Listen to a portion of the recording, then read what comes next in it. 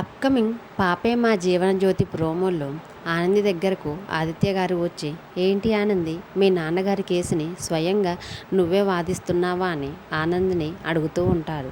అప్పుడు ఆనంది అవునండి ఆదిత్య గారని చెప్పేసరికి ఆనందితో ఆదిత్య, నువ్వు చదువుకున్న, మీ అమ్మ కష్టపడి చదివించిన ఈ చదువు అంతా కూడా ఈరోజు మీ నాన్నగారి కేసుని వాదించడానికి ఎంతగా ఉపయోగపడుతుందో చూడు ఆనంది.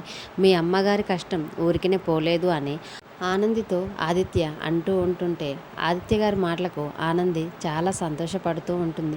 ఎలాగైనా సరే నా వాదనతో ఈ కేసు గెలిచి ఎలాగైనా సరే మా నాన్నగారిని ఈ కేసు నుంచి బయటకు తీసుకురావటమే నా లక్ష్యం అండి ఆదిత్య గారు అని శపథం చేస్తూ ఉంటుంటే, అప్పుడే అటుగా వెళ్తున్న జీవన ఆనంది ఆదిత్య మాటలు విని ఆనంది దగ్గరికి వస్తుంది. ఏంటి ఆనంది, ఏమంటున్నావు అని అడుగుతూ ఉంటుంటే, ఆనంది నేను ఏమీ అనలేదని చెప్పేసరికి అప్పుడు జీవన, లేదు లేదు, నువ్వు మాట్లాడేటప్పుడు నాన్న అని ఏదో అంటున్నావు కదా, అసలుకి నువ్వు మా నాన్న గురించి కానీ మా నాన్న కేసు గురించి కానీ మాట్లాడే హక్కు కానీ అర్హత కానీ నీకు ఏమాత్రం లేదు అని ఆనందితో కోపంగా మాట్లాడుతూ ఉంటుంది. అప్పుడు జీవన మాటలకు ఆదిత్య గారు కోప్పడుతూ, జీవన ఇంకా చాలు ఆపు అని అనేసరికి ఒక్కసారిగా జీవన షాక్ అవుతుంది. అసలు నువ్వు మీ నాన్న గురించి బాధపడుతున్నావా?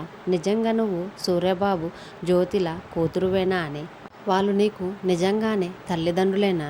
నువ్వు నిజంగానే వాళ్ళకు పుట్టావా అని కోపంగా ఆదిత్య గారు జీవనతో అడుగుతూ ఉండేసరికి ఆ మాటలకి జీవనతో పాటు ఆనంద్ కూడా చాలా షాక్ అయి జీవన వైపు చూస్తూ ఉంటుంది. డైలీ సీరియల్ అప్డేట్స్ కోసం మన ఛానల్ని లైక్ చేసి సబ్స్క్రైబ్ చేసుకోండి. Thanks for watching.